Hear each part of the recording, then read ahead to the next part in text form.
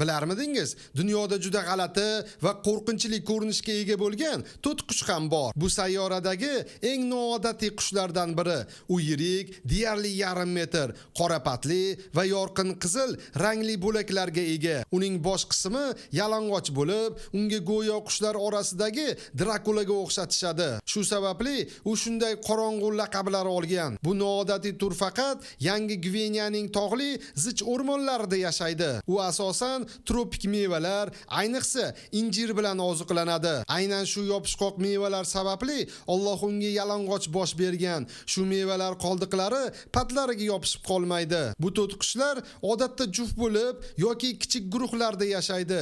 Uchganida esa ular hatto burgutlarga o'xshab parvoz qiladi. Afsuski, bu tur hozirda yo'qolish xavfi ostida. Odamlar uni patlari va sotish uchun ushlaydi.